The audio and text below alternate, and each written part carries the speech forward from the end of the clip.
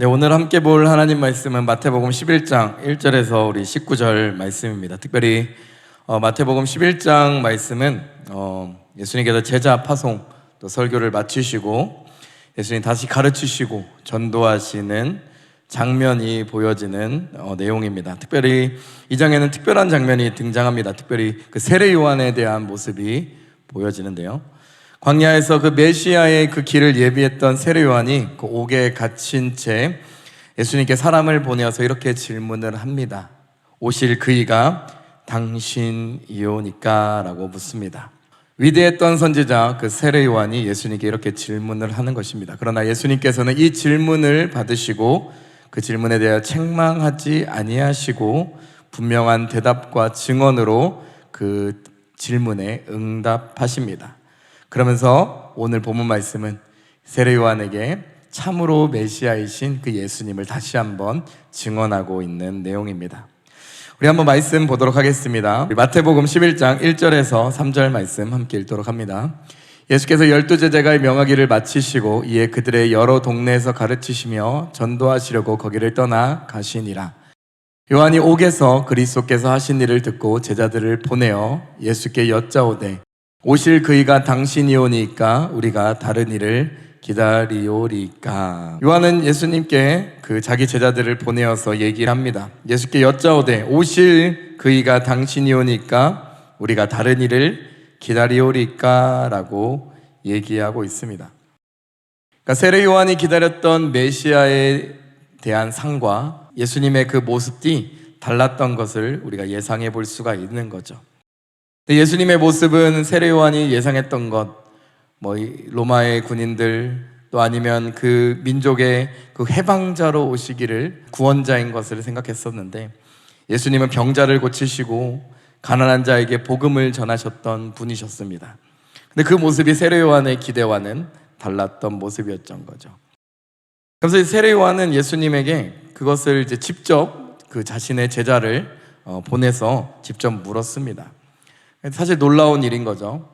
그 자신이 혼자 의심을 품고 그냥 그것으로 끝내는 것이 아니라 예수님에게 솔직한 자신의 마음을 드러내고 그분 앞에 나아가서 자신의 마음을 솔직하게 표현한 것이죠.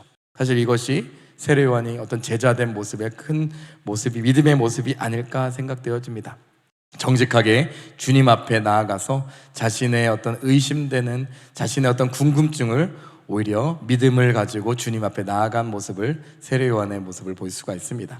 이 세례 요한의 그 질문에 예수님께서는 답변을 하십니다. 우리 4절 5절 말씀 한번 같이 읽도록 하겠습니다. 예수께서 대답하여 이르시되 너희가 가서 듣고 보는 것을 요한에게 알리되 맹인이 보고 못 걷는 사람들이 걸으며 나병 환자가 깨끗함을 받으며 못 듣는 자가 들으며 죽은 자가 살아나며 가난한 자에게 복음이 전파된다 하라라고 얘기하십니다.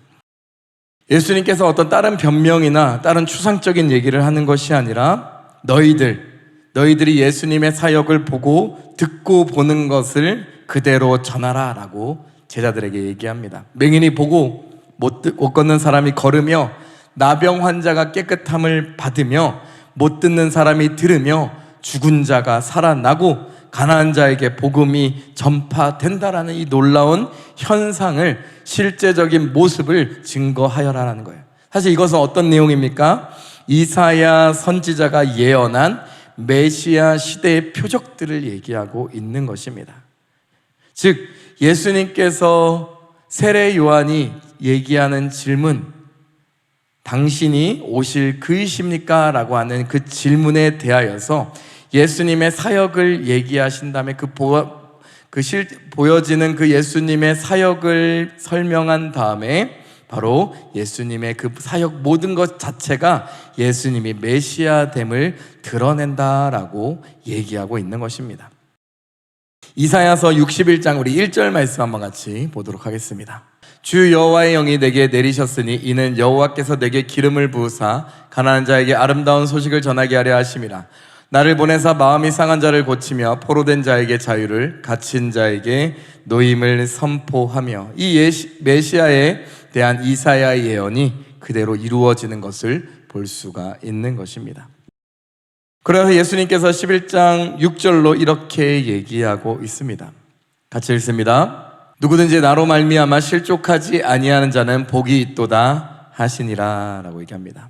그래서 예수님께서는 누구든지 나로 말미암아 실족하지 아니하는 자는 복이 있다라고 얘기하시면서 자기 기대와 다른 그 예수님의 모습 앞에서도 걸려지지 않고 그 예수님을 신뢰하는 자가 무엇이 있다라고 얘기하십니까?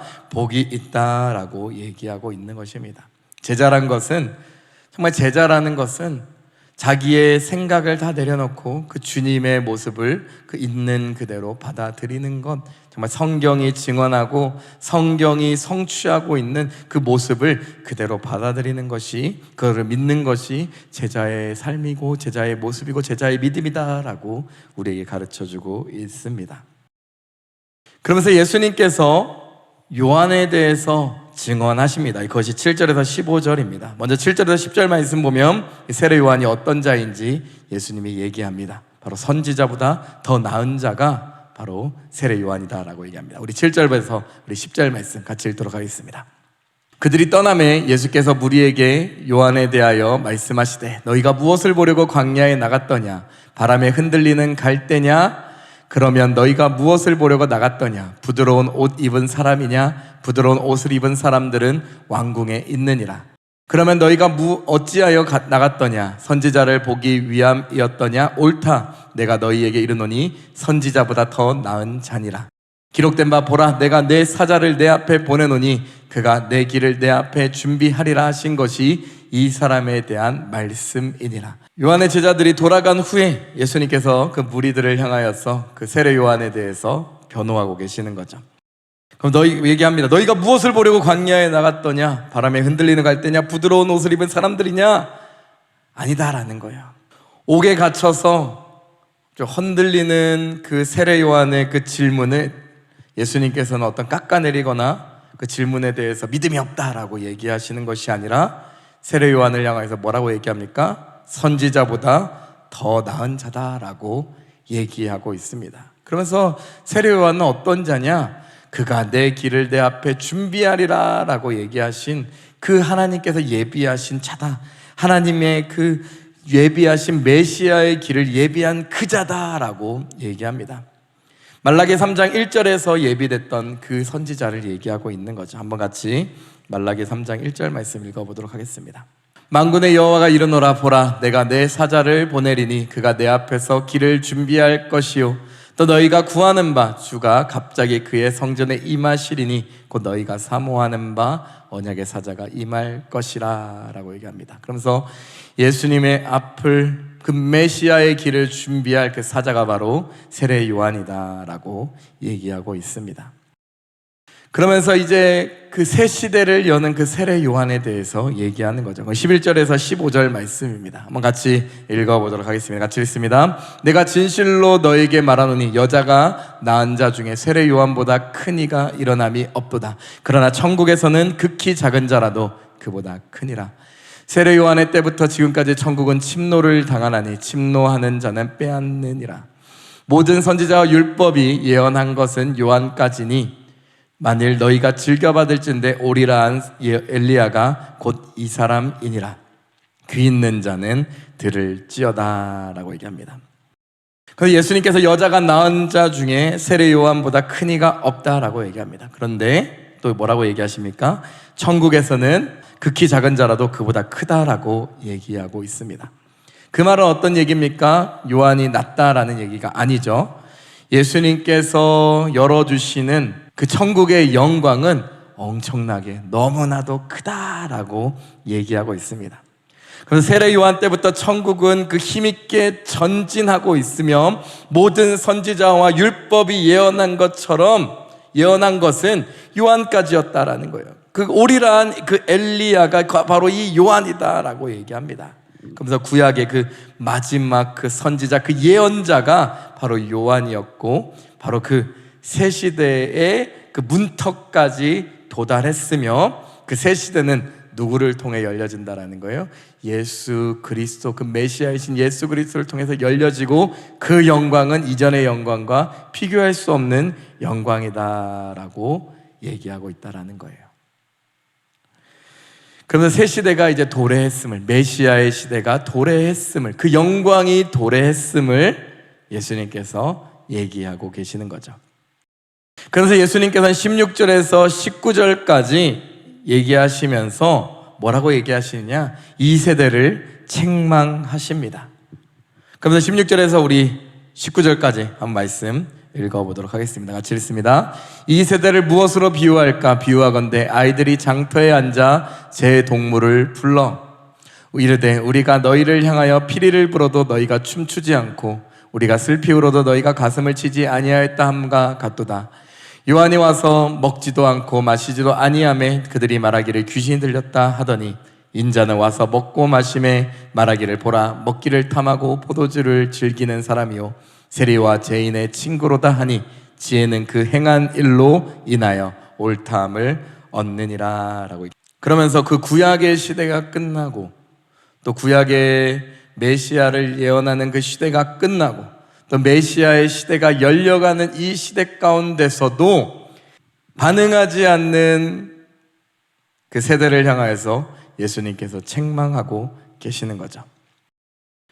피리를 불어도 춤추지 아니하고 슬피 울어도 가슴을 치지 아니하는 이 아이들과 같다라고 얘기하면서 금욕적인 그 생활을 하는 요한은 먹지 않는다고 미치광이 취급을 하고 예수님의 모습을 보면서 함께 먹고 마시고 또 세리와 함께 또 친구가 된다라는 것을 통하여서 먹기를 탐하고 세리와 죄인들의 친구라고 비난한다라고 얘기합니다.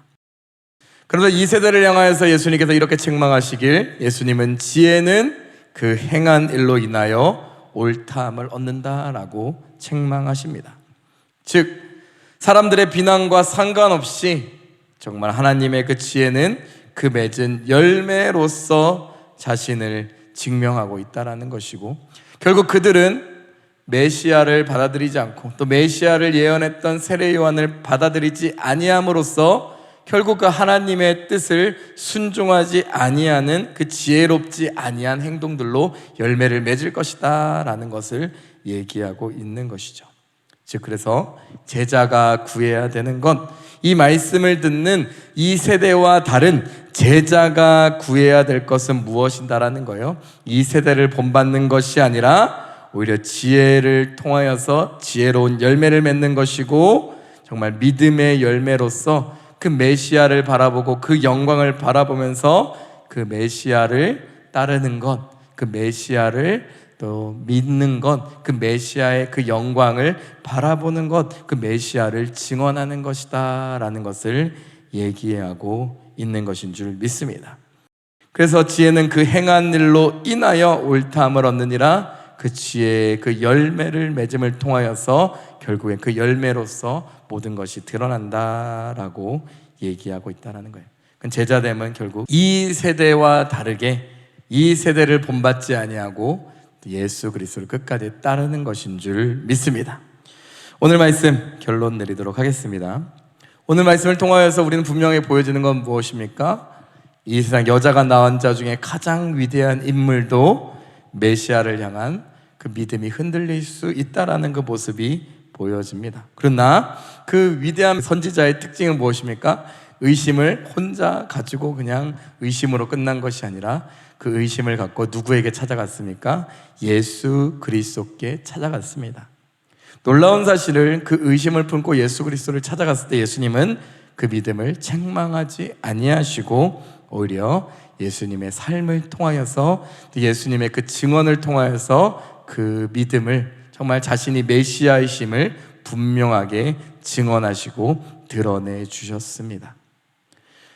어찌 보면 이 모습이 우리가 제자가 어떠한 모습으로 정말 예수 그리스도를 따라가야 하는지를 분명하게 보여주고 있는 것입니다. 제자란 것은 의심이 들지 않는 것이 제자가 아니다라는 거예요. 제자라는 것은 의심이 들 때가 있다라는 거예요. 근데 그때마다 누구를 찾아가야 된다라는 거예요?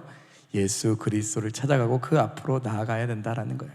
근데 그렇게 찾아갈 때 예수님께서는 책망하지 아니하시고 오히려 그 자리를 통하여서 예수님께서 격려해 주시고 자기 자신을 더욱더 드러내 주시는 사랑의 음성으로 자기 자신을 드러내 주시는 분이시다라는 것이 오늘 말씀을 통해서 분명히 드러납니다.